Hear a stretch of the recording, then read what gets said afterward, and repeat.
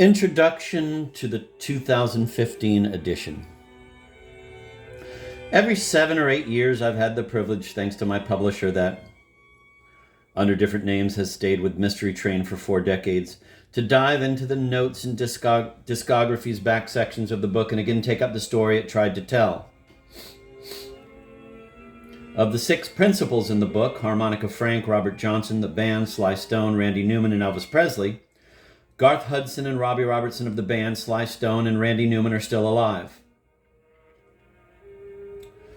Though only Newman performs in anything like the way that he did when this book first appeared. But there are always reissues to chronicle, and often there's music that was never heard in its time. New books, sometimes shaping an old tale in a new way, sometimes working from discoveries that upend what everybody thought they knew, are always appearing. There are movies inspired by the music traced in these pages. Novels, poems, plays, countless new songs from the handful that are followed here.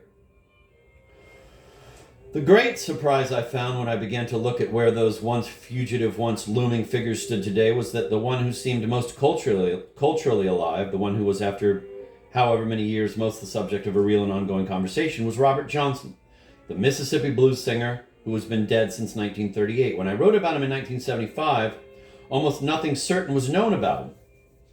But the discovery and publication soon after that of the facts about the identity of this once almost absolutely crepuscular artist did nothing to still the voices hiding in his songs, to fix their identity.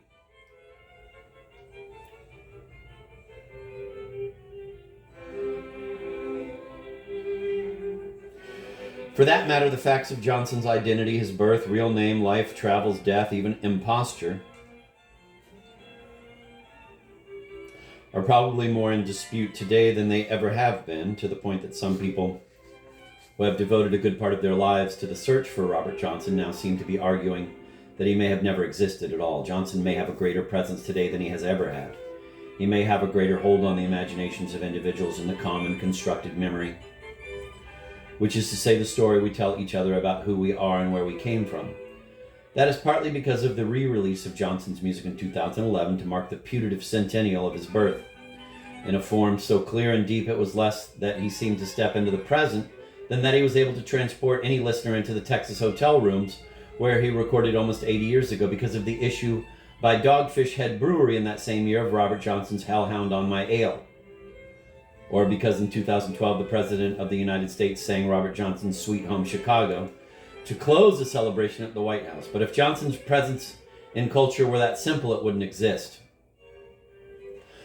I thank the people at Plume who have made this edition possible: editors Matthew Dedona and Philip Budnick, managing editor Norina Furbata, senior production editor Lavina Lee, designer Eve Kirch, and for the cover, the design firm The Heads of State, and proofreader Jennifer Rappaport. Wendy Weil, who died suddenly in 2012, guided this book through many editions.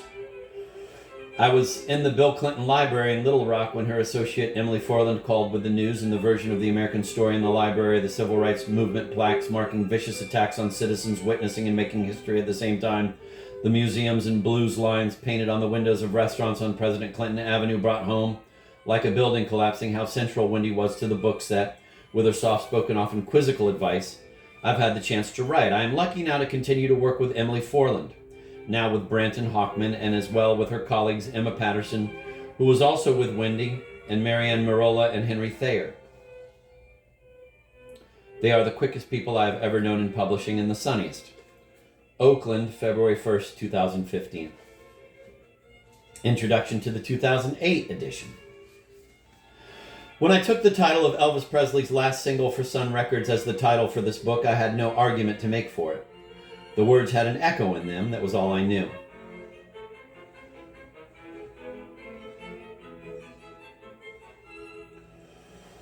More than 30 years later, I know one thing more. It's been a good train to hitch a ride on. Over time, the idea or the image of the song has surfaced again and again as a kind of talisman of, I think, the need or the wish for mystery itself, as a dimension of life too often missing. I first noticed that this train was still running in 1986.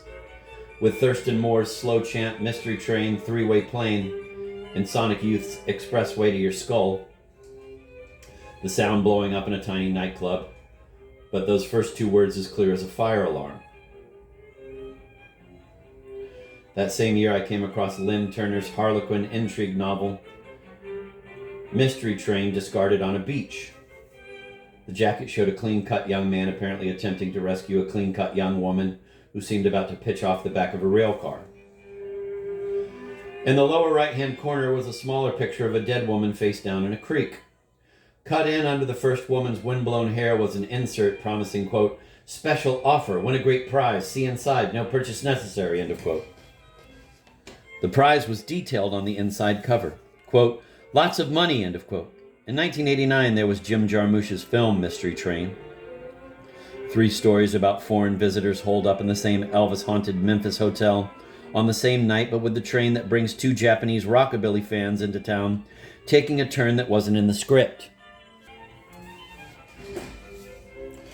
In the middle of the night, an Italian woman is awakened by a befuddled Elvis ghost. She asks him what he's doing in her room. "I don't rightly know, ma'am," he says. Then he vanishes. The actor was Stephen Jones, perhaps the least convincing Elvis impersonator in the history of Western civilization, though a few years later, Jones got his hands on American history, the real thing, when his wife, Paula, fronting for a slew of heavily funded right-wing groups, filed a sexual harassment suit against another sometime Elvis impersonator, a better one, especially in 1992, when he was elected president of the United States. Mystery Train. It was a phrase that once Elvis made it a metaphor for fate and desire, became a signpost, a doorway to a better world, a key to the truth, a philosopher's stone. Even in the 50s, Janice, the female Elvis Martin, was asking the other Elvis for a ride on his Mystery Train. In her hands, an image Elvis would not have likely associated with schedules and conductors. In 1969, in Rock is Dead, a miserable studio jam not released until 1997, Jim Morrison found his one moment of lucidity when he stumbled onto the long black train. From the Soft Boys to the Blake Babies to Ashtray to the Waco Brothers, from Robert Zimmerman in Hibbing, Minnesota in 1958 with his band The Golden Chords and their Mystery Train rewrite Big Black Train, to Bob Dylan in Los Angeles in 1981, a hammering version of The Real Thing with saxophone and female shouters, as band after band has found itself scavenging pieces of the tune, ringing small changes on a song that the performances seemed to say was too big for them. You could hear the 20th century itself riding the song's rails, riding them straight into the next century, where, as I write in 2007,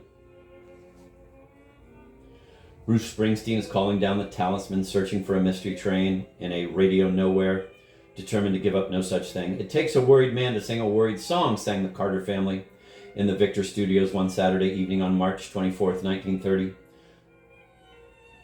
The late Charles K. Wolfe wrote in the notes to the 1995 Carter family reissue Worried Man Blues, speaking of the earliest recording of the folk ballad that Sam Phillips and Junior Parker would rewrite as, quote, "Mystery Train," end of quote. Quote, "The record wouldn't be released until November of that fall. It would be one of their last really big hits for some time, and by then more than a few listeners were nodding their heads in sad appreciation of the lyrics. Out in the Midwest, over 1 million farm families were being devastated by the drought. President Hoover was admitting that over 4 million other Americans were now unemployed, but denying that the government should offer direct aid to them. Across the South, as furniture store owners wheeled victrolas out on their sidewalks to play the new Carter family records, families with grim faces and patched clothes gathered and listened. Quote, "It takes a worried man to sing a worried song," end of quote, David Thomas sang in his tune Enthusiastic in 1984. In 1995, he was writing liner notes for his band Pierre Ubu's Ray Gun Suitcase. Quote, "That's the way it goes at the last outpost of American folk culture," end of quote, he said, thinking back to the time he'd spent at the Days Inn on Brooks Road in Memphis during Elvis Week 93. The delirium of the notes is more frantic, less happily wishful than the delirium in Thomas's voice as the record begins. "I want to hang around inside your Greyhound terminal. I want to ride the baggage car of your old mystery train." "No, I say to you," Thomas continued in his notes, "you be the judge. Oh, citizens, how can I leave the right here, the right now, when clearly it's all happening right here, right now, and gathering momentum in the moment, moving in processions in the moment, to the climactic candlelight walk on Graceland in the moment."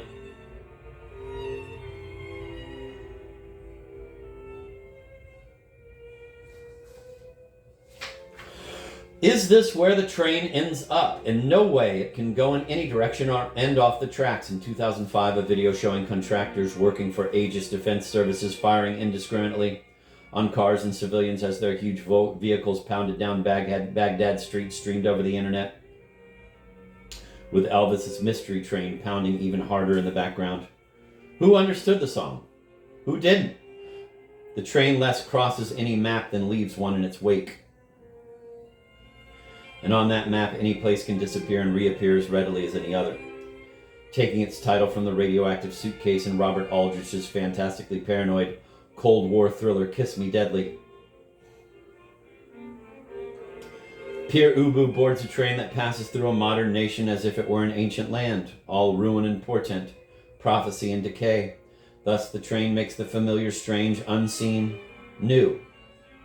I wrote this book in the mid-70s, just about the time Pierre Ubu was coming together in Cleveland as a Dada experiment, as a punk band out of a conviction that in their music or in their public lives a few blues and rock and roll performers had at once drawn upon and transfigured certain bedrock, ineradicable strains of American experience and identity.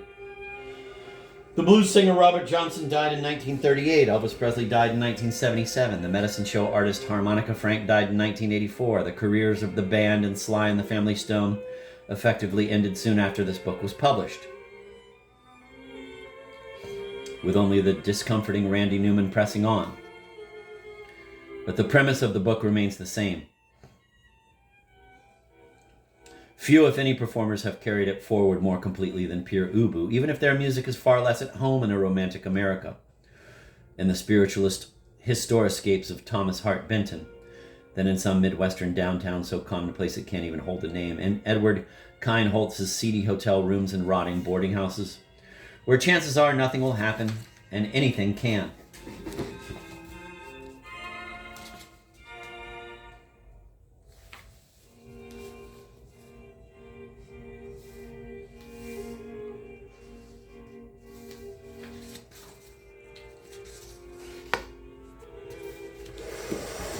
It was chance that we stopped at the Days Inn, Brooks Road, Thomas concluded in his ray gun suitcase notes, with the Greyhound terminal and the mystery train still ready for him when he's ready to get out of town.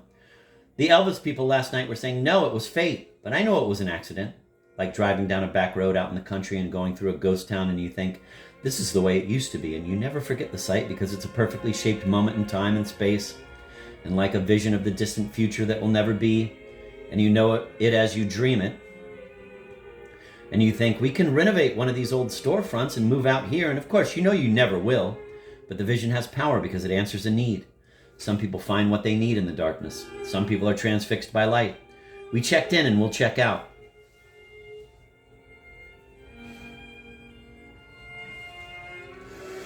In this edition, the main text is little changed from what it was when the book was first published in 1975. The notes and discographies section that follows has continued to grow.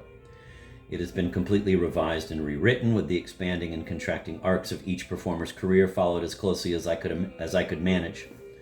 I have the chance, too, to thank some people who were not involved with this book when it first appeared, but who have helped keep it before the public. At the Wendy Weil Agency, Emma Patterson and Emily Forland. At the David Hyman Agency, Anthony Goff and Georgia Glover.